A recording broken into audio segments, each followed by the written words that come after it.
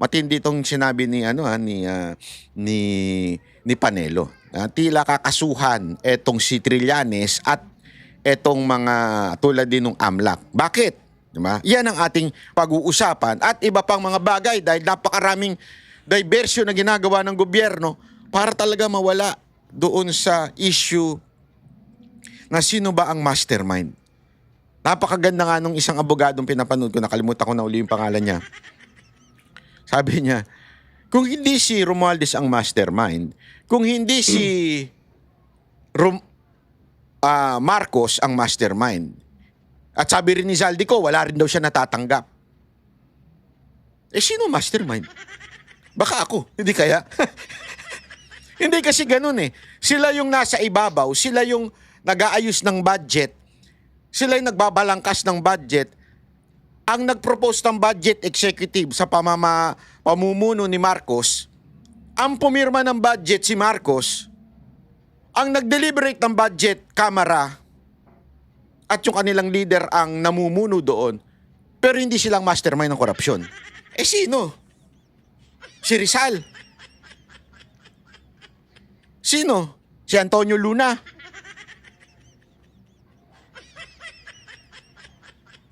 O baka naman si VP Sara Duterte. Napilit ninyong pinapatalsik, pinapakulong, kung ano-anong tinanggalan ng kapangyarihan, tapos si VP Sara Duterte.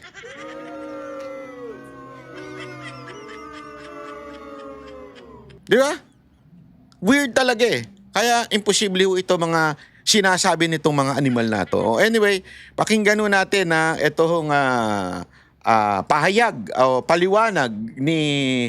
Wait lang. Bakit di ko makita? Yo.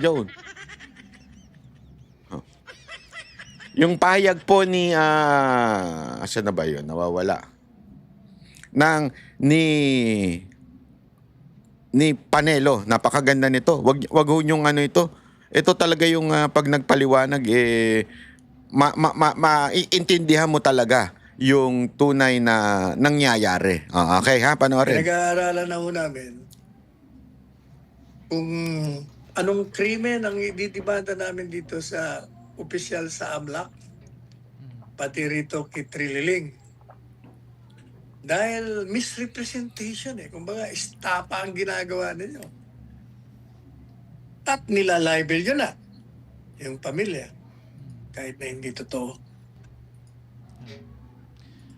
Attorney Sal. Sa kaugnay naman po na issue, Attorney Sal, sa panig ng AMLAC dahil iniulat ng Anti-Money Laundering Council na may kabuang 6.77 na bilyong pisong halaga ng mga transaksyon sa bank accounts na konektado kay Vice President Sara Duterte at sa kanyang asawa na si Manasseh Carpio na na-flag din bilang suspicious at covered transactions mula pa noong 2006 hanggang 2025.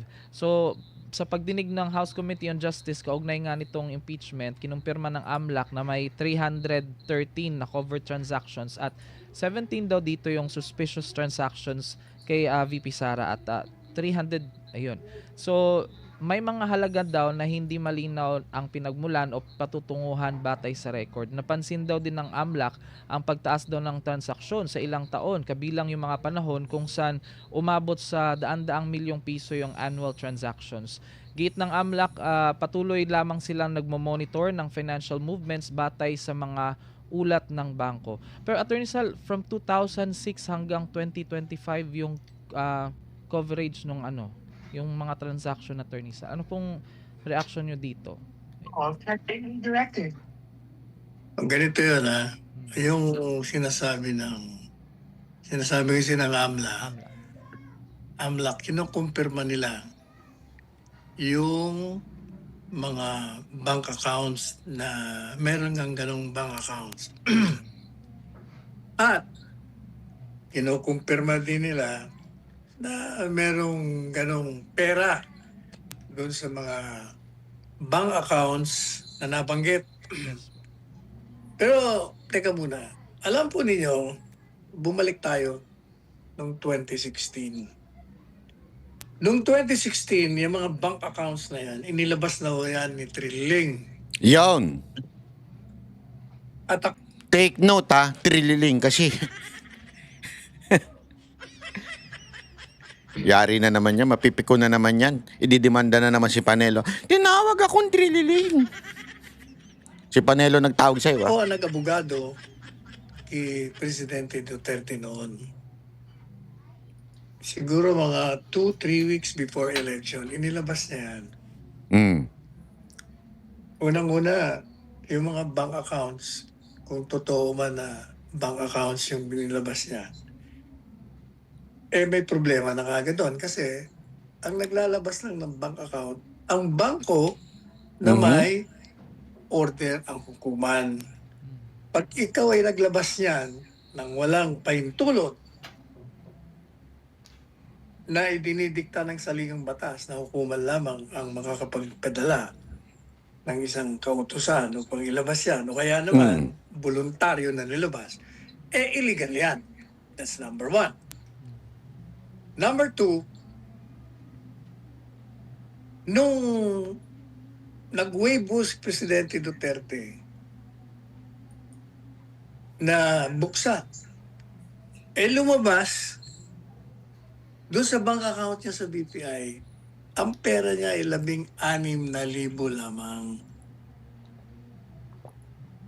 Hindi yung 210 million na sinasabi niya. Take note ha. Ito yung i-google ninyo. Nilabas mismo ito ni Attorney Panelo kasi siyang abogado ni Pangulong Duterte at that time. Nilabas niya ito with certificate from BPI. Pinasisinungalingan yung sinasabi ni Trillanes. And yet, here he go again. Di ba? Nagsasabing, totoo yun nun, totoo yun. Without the necessary document to support his claim. Kasi hindi pa pwedeng akusa ng akusa. Sabi nga di ba? It's easy to accuse but it is hard to prove certain accusations. Madaling mag-akusa eh. Pwede ko nga sabihin na ikaw ang pumatay kay ganito. Pero kung wala akong na may pipresentang ebidensya, ito isang haka-haka. Ngunit tulad nga na sinabi ko sa inyo sa intro, ang manggalawang kasi ng NPA, which is hindi lang naman po NPA gumagawa niyan, ito'y prinsipyo sa propaganda. Pukpukin mo lang ng pukpukin yan. Sabi nga ni Goebbels, di ba? Keep on saying the lies and one day people will accept it as the truth. Even it is a lie. So anong gagamitin?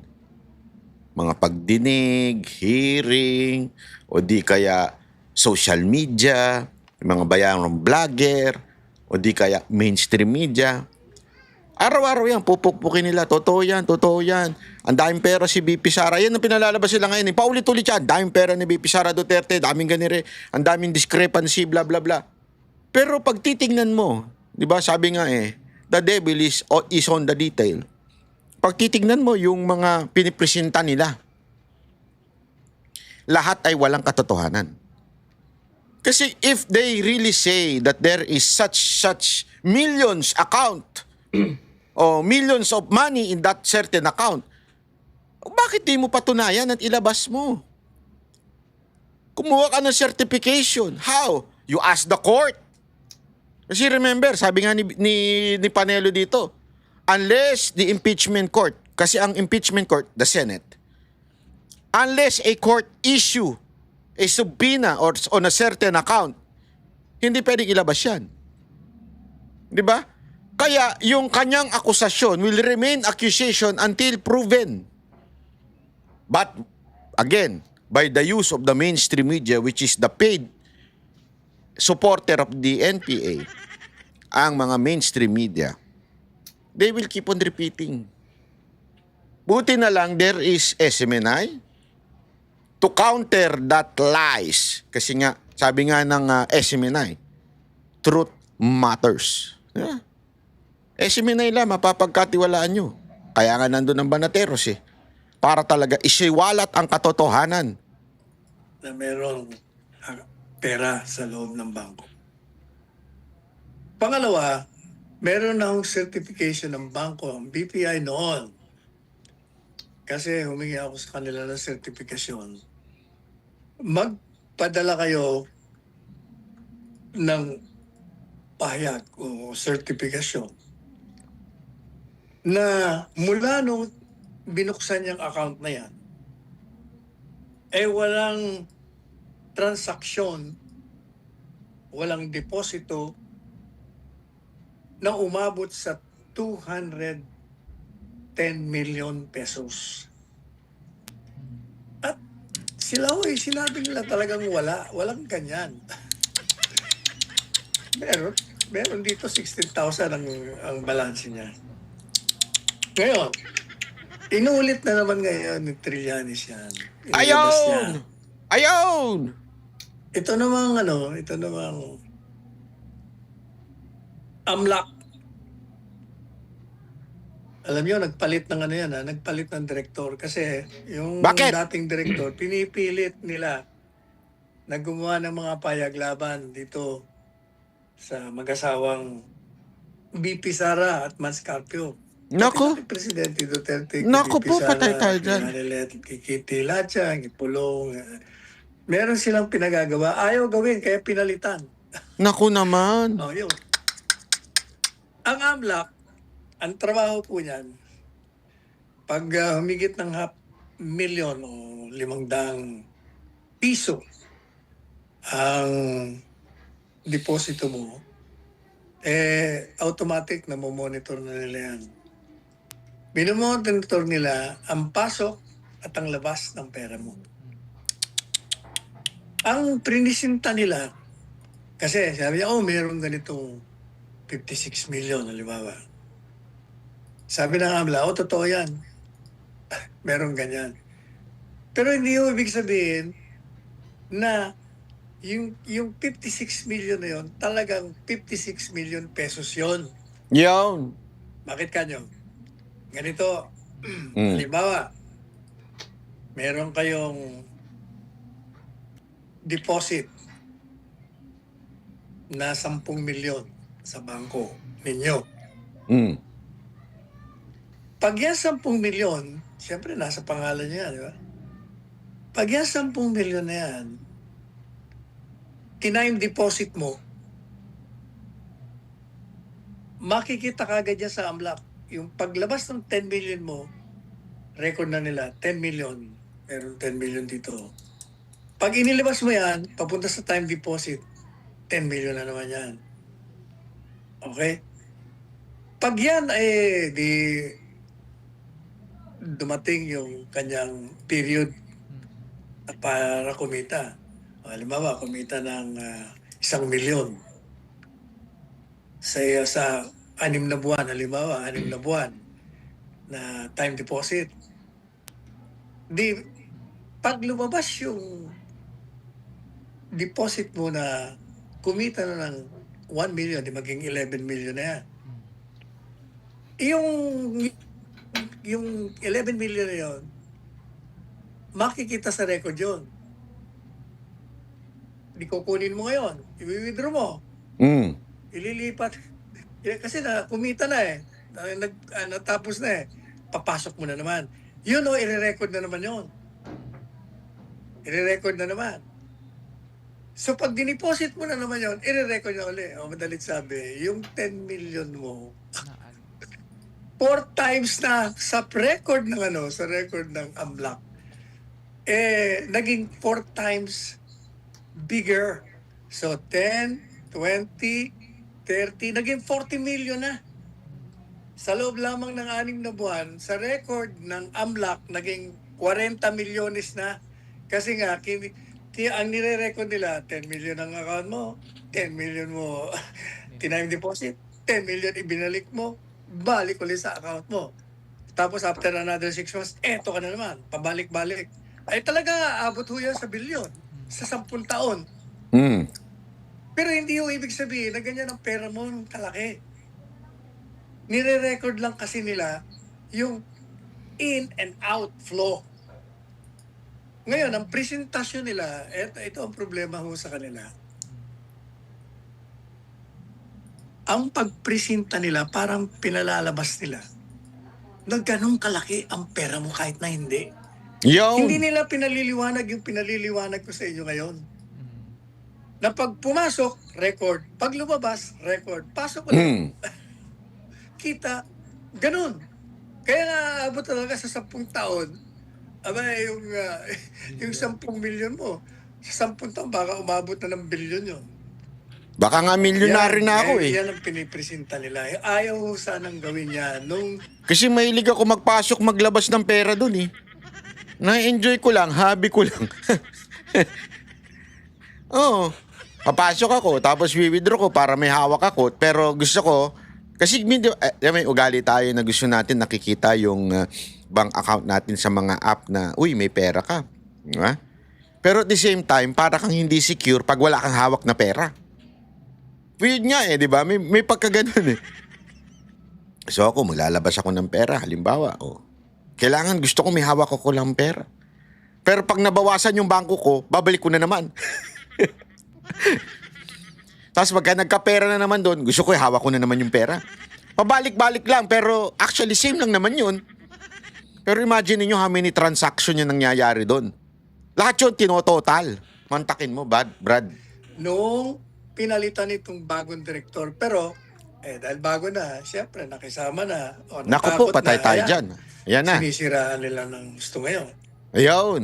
Kaya pinag-aaralan na ho namin kung anong krimen ang ididimanda namin dito sa opisyal sa AMLAC. Naku, demanda Pati nyo yan. rito kay Trililing. Tama. Dahil Oh. misrepresentation Kumbaga, estapa ang ginagawa ninyo. At nilalibel nyo na yung pamilya. Kahit na hindi totoo. Yan ho ang katotohanan dyan. Kaya Yan. huwag ho kayo magpapapaniwala. Mm. Basta. Dahil may narinig ako, naniniwala. Grabe pala, ganito. Teka muna, huwag ho kayo basta maniniwala. Mm. Tandaan nyo ha, ulitin ko, ang AMLAC nire-record yung yung deposit, yung flow inflow, at outflow. Pag pasok ulit, deposit na naman. Yung transaction na yun, kinukumpute nila. Nako. Yung total, lalabas ng bilyon na yung pera mo sa 10 taon. Mm. Yun. Yung. Ayan. Naku po, alam niya po. Ayan na. Malinaw, di ba? So, mga kababayan, yan po ang ating inaantay ngayon. Yung demanda ho dito sa bagong AMLAC. Sana nga matuloy. At doon sa na paulit-ulit na bitter na kaning sundalo na si Trillanes. Bakit ba tinawag na kaning sundalo yan? Di ko alam pero yan ang tawag nila eh. Ako, hindi ko naman alam kung ano ibig sabihin ng kaning sundalo. I-comment nyo nga dyan pagka alam nyo yung kaning sundalo. Di ba? Kasi paulit-ulit yan eh. Na sinasabi, kaning sundalo yan. Alam mo, napaka-importante niya maunawaan natin mga kababayan. Para bago tayo lumipat sa mga topic na kailangan masettle na sa ating puso't isipan yan. Na yung ginagawa nilang yan ay isa hong misrepresentation o misleading para po siraan si VP Sara Duterte. Para po yurakan ang kanyang imahe again, para sa 2028 election. Alam naman po natin, di ba? Nababalitaan natin.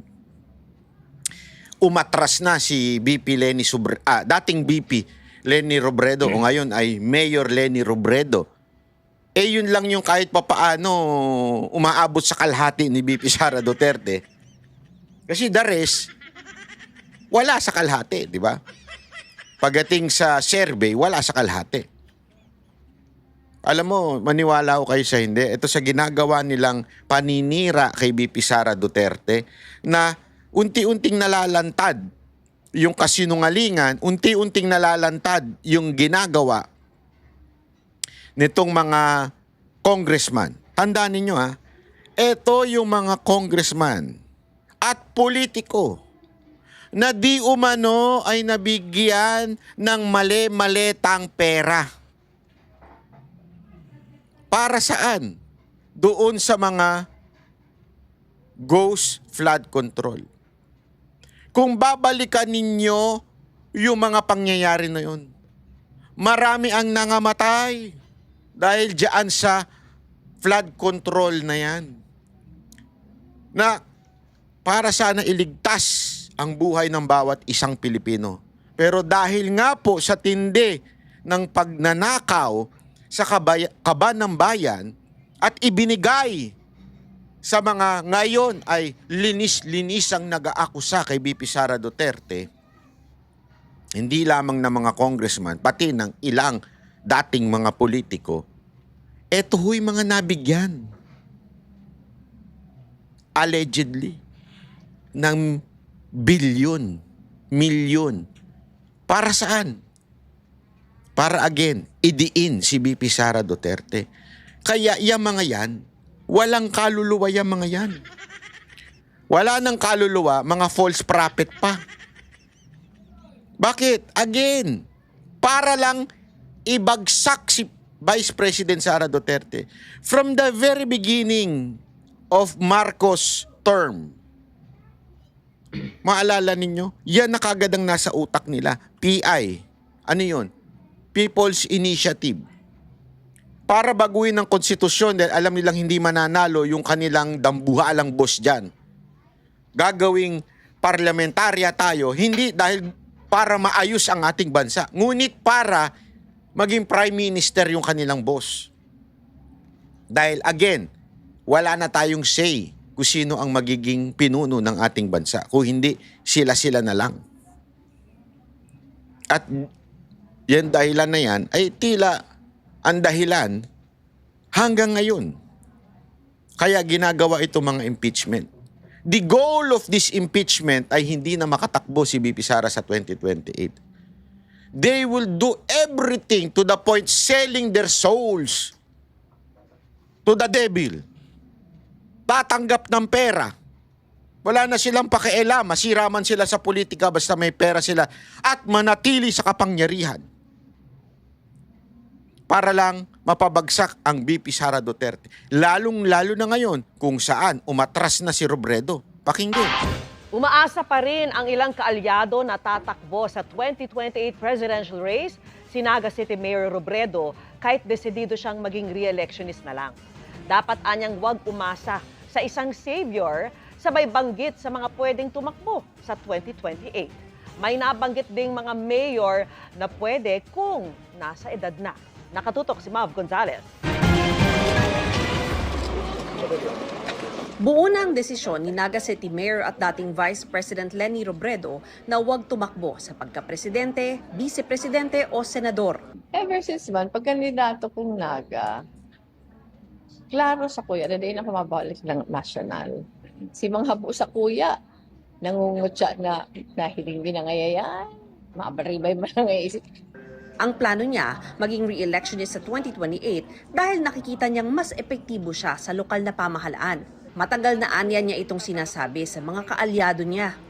Kasi hiling ko dapat haliun na ito bagang mentality na garo may sarang savior. Na may man arog ka yan. May man arog ka yan. May man monopoly kang kakayahan. Katunayan, marami aniyang pwedeng tumakbo bilang presidente sa 2028 na handa niyang tulungan. Katakol man kaya ang pwede. Katakol man ang pwede. Sa grupo mi, si Risa, pero beses na nagsabing okay siya. Sa hiling ko, si Bam sa Tingnan mo yan. Kaya na lang din na wala talagang pag-asa eh. Kasi mantakin mo ang kanilang hope si Risa.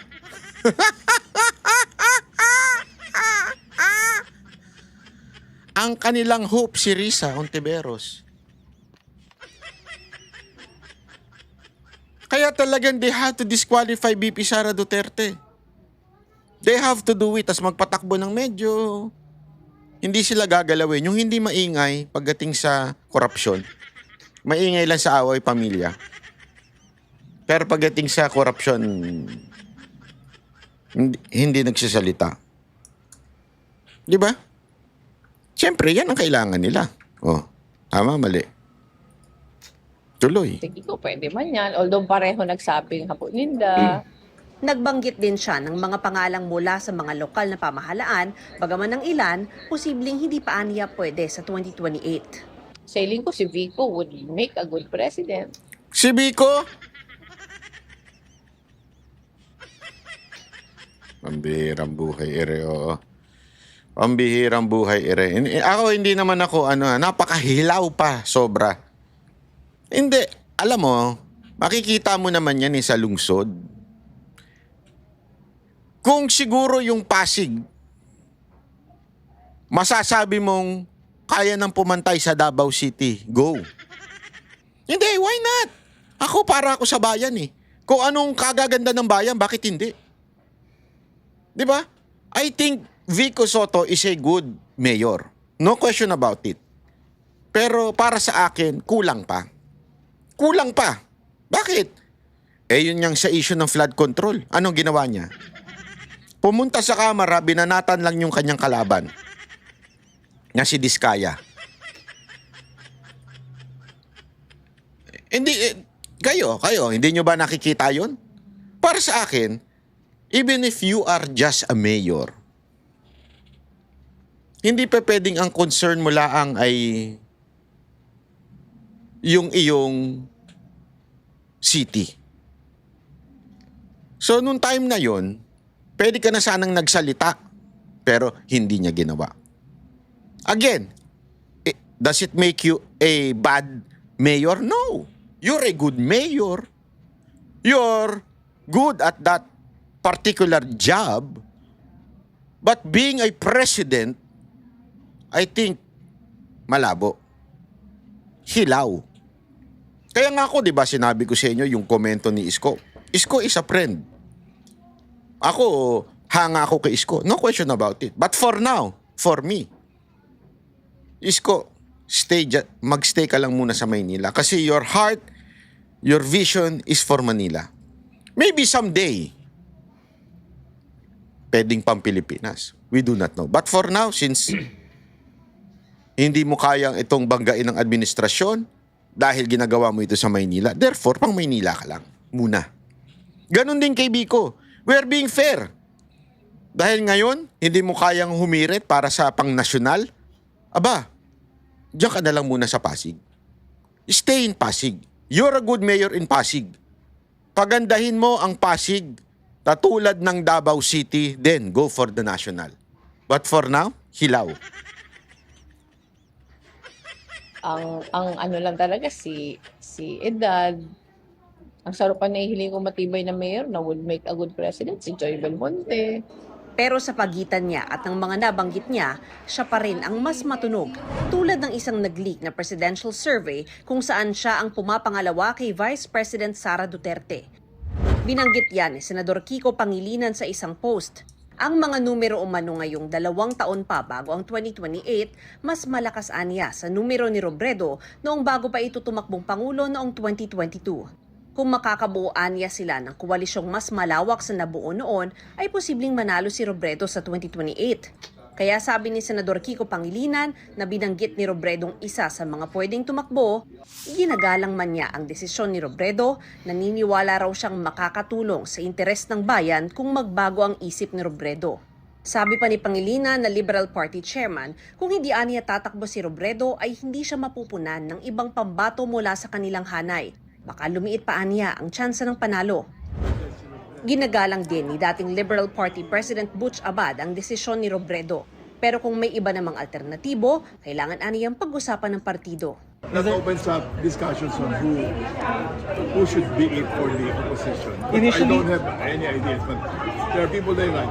Risa Hontiveros, Kiko Pangilinan. Hinihingan pa namin ng komento ang ibang pinangalanan ni Robredo na pwedeng tumakbo sa pagkapangulo sa 2028. Mav Gonzalez, Nakatutok, 24 Oras. Ayun. Di ba? So, bakit natin ipinlay yan?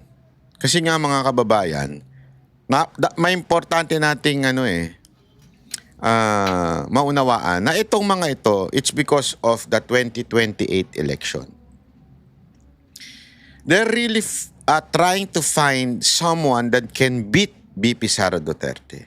If they cannot find someone to beat BP Sara Duterte, let's eliminate in that certain contest or election BP Sara Duterte.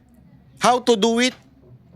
Impeachment and other extrajudicial, di ba? Action. Hindi na natin sasabihin killing. Action. Pero they would really try their best to impeach BP Sara Duterte and disqualify her sa darating na eleksyon. Yan po ang talagang tunay na nangyayari ngayon.